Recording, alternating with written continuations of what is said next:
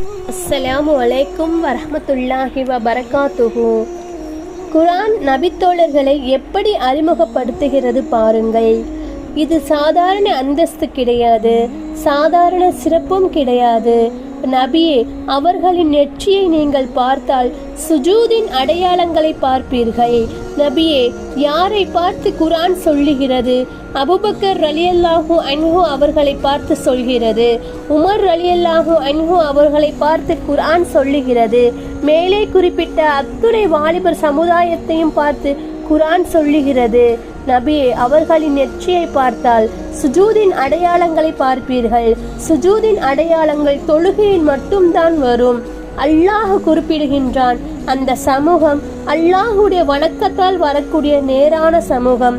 அதுதான் அல்லாஹுவோடும் அல்லாஹுவின் தூதரோடும் தேர்ந்தெடுக்கப்பட்டு பயணிக்கக்கூடிய சமூகமாகும்.